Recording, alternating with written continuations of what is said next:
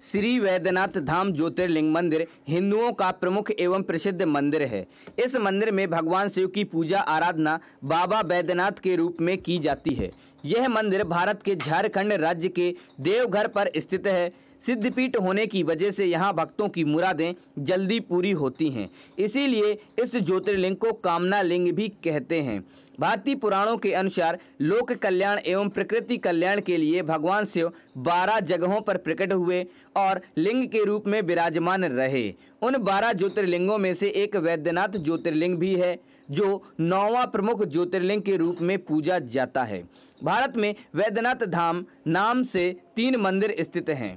एक झारखंड के देवगढ़ जिले में स्थित है, दूसरा महाराष्ट्र पर स्थित है और तीसरा हिमाचल प्रदेश में स्थित है। वैद्यनाथ मंदिर विवादित बना हुआ है। शिव महापुराण के अनुसार वैद्यनाथ ज्योतिर्लिंग की स्थापना महादेव के परम भक्त महापराक्रमी राक्षस राज रावण ने की थी। राक्षस राज रावण महादेव को कैलाश पर्वत से लंका ले जाना चाहता था, ताकि वह अपना सारा जीवन भगवान की आराधना में बिता सके। देवघर को देवी देवताओं का घर कहा जाता है। यहाँ हर साल सावन में बहुत बड़ा श्रावणी मेला लगता है और यहाँ लाखों शिव भक्तों एवं कांवड़ियों की भीड़ सुल्तानगंज से गंगा जल भरकर 108 किलोमीटर पैदल यात्रा करके भगवान शिव को जल अर्पित करते हैं। वैद्यनाथ धाम की यात्रा श्रावण माह से शुरू होकर भाद्र मास तक लगातार चलती रहती है। बाबा वैद्यनाथ ज्योतिर्लिंग मंदिर के बगल में एक विशाल तालाब है, जिसके आसपास बहुत सारे मंदिर बने हुए हैं और यहाँ शिव मंदिर माता पार्वती के मंदिर से जुड़ा हुआ है। पुराणों के अनुसार कहा जाता है कि वैद्यनाथ ज्योतिर्लिंग मंदिर के बाद वासुकीनाथ शिव मंदिर दर्शन के लिए जाते हैं, जो कि देवघर से 42 किलोमीटर एक छोटे से गांव में स्थित है। इस प्रसिद्ध वैद्यनाथ धाम के परिसर के सभी मंदिरों, शिव पार्वती लक्ष्मी नारायण मंदिर के शिखरों पर त्रिशूल की जगह पंचशूल लगा हुआ है, जिसे एक अजेय शक्ति माना जाता है, जो कि एक सुरक्षा कवच की तरह है। इस प्रकार का पंचशूल रावण ने अपनी लंका की सुरक्षा के लिए चारों ओर लगवाया था। इस विद्या का ज्ञान रावण को राक्षसों के गुरु शुक्राचार्य से हुआ था। यह इतना शक्तिशाली था कि भगवान राम भी इसे भेद नहीं पा रहे थे, तो विभीषण ने इस रहस्य को उजागर किया था। यह पंचशूल प्रतिवर्ष शिवरात्रि के 2 दिन पहले उतारकर इसकी विशेष पूजा की जाती है। इस दौरान लाखों श्रद्धालुओं का तांता लगा रहता है। इस पंचशूल को स्पर्श करके श्रद्धालु आशीर्वाद प्राप्त करते हैं। पूजा के उपरांत इन सभी को शिखरों पर पुनः लगा दिया जाता है। इस पूजा में शिव एवं पार्वती के मंदिरों के गठबंधन को हटाकर नया गठबंधन भी किया जाता है। वैद्यनाथ मंदिर जिस जगह पर स्थित है, उस स्थान को देवघर कहा जाता है, अर्थात देवताओं का घर कहा जाता है। यहाँ सभी श्रद्धालु अत्यंत कठिन पैदल यात्रा करके सुल्तानगंज से पवित्र गंगा जल लेकर बाबा को चढ़ाते हैं। वैद्यनाथ की पवित्र यात्रा श्रावण मास में शुरू होती है और सभी श्रद्धालु सुल्तानगंज से पवित्र गंगा जल अपने अपने कांवड़ में भरकर बाबा वैद्यनाथ धाम चढ़ाने को जाते हैं। एवं पवित्र गंगा जल ले जाते हुए सभी श्रद्धालु ये ध्यान रखते हैं कि जिस पात्र में गंगा जल है वह भूमि से ना छुबे। प्लासी के युद्ध के बाद ईस्ट इंडिया कंपनी के अधिकारियों का ध्यान इस मंदिर पर पड़ा। एक अंग्रेज अधिकारी किटिंग ने अपने कुछ आदमियों को मंदिर का शासन प्रबंध देखने के लिए भेजा।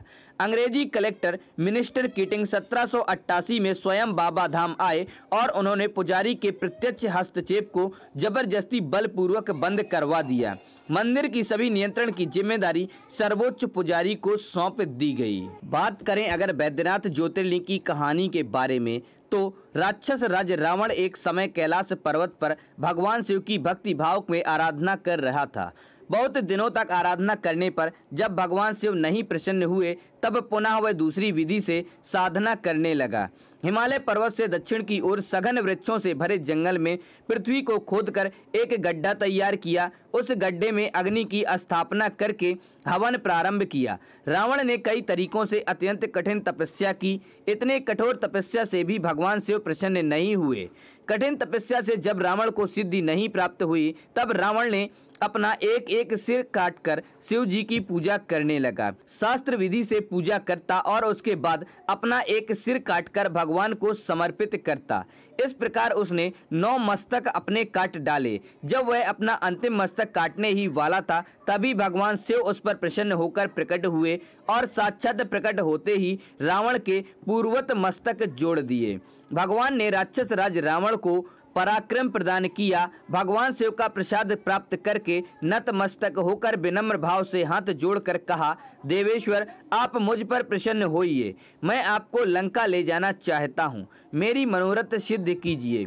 रावण के इस कथन को सुनकर भगवान शिव असमंजस में पड़ गए और कहा, राक्षस राज, तुम मेरे इस उत्तम लिंग को भक्ति भाव पूर्वक अपनी राजधानी ले जाओ, किंतु ध्यान रखना, रास्ते में यदि पृथ्वी पर रखोगे तो ये वहीं स्थित हो जाएगा। भगवान शिव द्वारा ऐसा कहने पर राक्षस राज रावण ने स्वीकार कर लिया और उस शिवलिंग को लेकर अपनी राजधानी की ओर चल दिया। भगवान शिव की माया शक्ति के प्रभाव से रास्ते में जाते समय उसे मूत्रोत्सर्ग की प्रबल इच्छा हुई। तब शिवलिंग को एक ग्वाले के हाथ में पकड़ाकर स्वयं लघु शंका करने चला गया।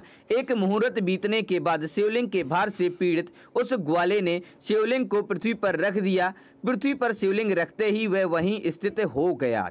लोक कल्याण एवं प्रकृति कल्याण की भावना से शिवलिंग वहीं स्थित हो गया। तब रावण निराश होकर अपनी राजधानी चल दिया।